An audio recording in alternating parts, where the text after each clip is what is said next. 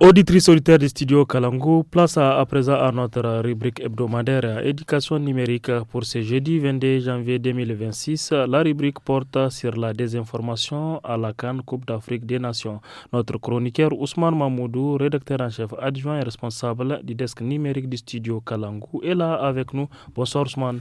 Bonsoir Tanan. Bonsoir Ousmane. Bonsoir Nafissa et bonsoir à tous les auditeurs. Aujourd'hui, Ousmane, on parle d'un phénomène qui a parasité la CAN 2025 au Maroc, disputée du 21 décembre au 18 janvier 2026, une vague de désinformation avec des fausses vidéos, parfois générées par l'intelligence artificielle. Ousmane, qu'est-ce qui s'est passé exactement? Oui, alors effectivement, on a vu deux choses se combiner. D'abord, les polémiques sportives, notamment autour de l'arbitrage, je pense que tout le monde a vu ça. Et ensuite, une couche numérique très toxique. On a vu plein de contenus fabriqués, montés ou générés par IA qui ont inondé tous les réseaux sociaux, TikTok, YouTube ou X, l'ancien Twitter. Des vidéos qui sont très réalistes où l'on voit des arbitres, des joueurs ou des entraîneurs avouer des erreurs ou dénoncer une compétition truquée. Sauf que ces aveux sont évidemment faux. Alors Ousmane, quand tu dis que c'est généré par IA, on parle de deepfake? Oui, souvent ce sont des deepfakes. Par exemple, il y a une vidéo qui laisse croire que l'arbitre du match Maroc-Tanzanie présente des excuses aux supporters tanzaniens. Bon, après vérification, la vidéo n'est pas réelle. Elle a cependant été vue des millions de fois et plusieurs médias spécialisés expliquent qu'au total, ces fausses vidéos cumuleraient plus de 50 millions de vues sur TikTok. Donc, ce n'est pas juste des blagues. Quelle raison explique cette explosion, Ousmane? Alors, il y a d'abord la logique des réseaux. Une polémique d'arbitrage, ça déclenche des émotions qui sont très fortes et donc ça circule plus vite. Ensuite, l'IA, donc les outils d'intelligence artificielle, baissent le coût du mensonge quelque part. En quelques minutes, on fabrique une preuve en vidéo. Par exemple, nos confrères du studio Tamani au Mali racontent comment des manipulations ont imité un plateau TV pour paraître crédibles.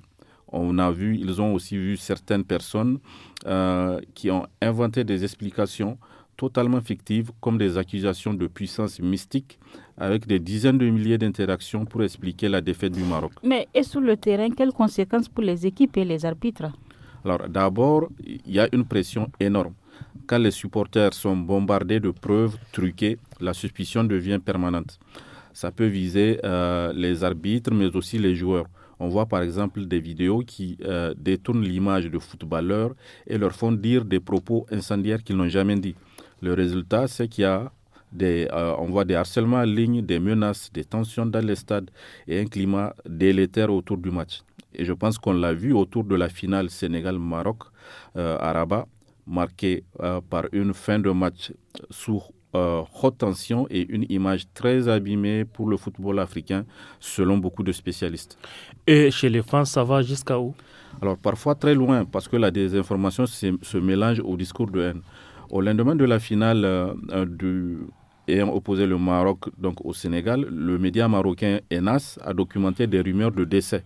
Celui d'un stadier marocain soi-disant agressé ou celui d'un Sénégalais au Maroc.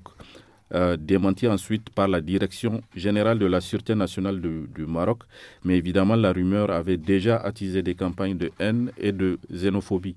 Au Sénégal, le Conseil pour l'observation des règles d'éthique et de déontologie dans les médias, le CORED, a même alerté les médias sur le risque d'envenimer la situation entre les deux pays et de mettre en danger des ressortissants sénégalais en rappelant que des contenus générés par IA circulaient massivement. Oui, Ousmane, pour notre pays, le Niger, quel enjeu? Alors, le Niger n'étant pas au centre sportif de cette CAN, puisque nous, on n'y a pas joué, mais il est quand même au centre numérique du continent, comme beaucoup de pays. Les supporters nigériens suivent les matchs sur tous les réseaux sociaux et à la télé, et un contenu mensonger, s'il est partagé en boucle, peut évidemment importer des tensions qui ne nous appartiennent pas ou nourrir des stéréotypes et abîmer le vivre ensemble. Donc le réflexe à diffuser, c'est simple. Avant de partager, c'est ce qu'on dit toujours, on cherche une confirmation chez une source officielle ou plusieurs médias fiables et on se méfie des vidéos très courtes, trop parfaites, où logo et texte semblent bizarres. En résumé, Ousmane, une compétition peut se jouer sur la pelouse, mais aussi sur nos téléphones. Exactement. Et la CAN 2025 vraiment a montré que la désinformation peut peser sur l'arbitrage, salir des équipes et fracturer des publics. Et notre meilleure défense, c'est la vérification avant l'émotion et avant le partage. Alors, merci. Merci beaucoup Ousmane, merci pour ces explications très significatives et pertinentes, n'est-ce pas Nafissa? Vraiment.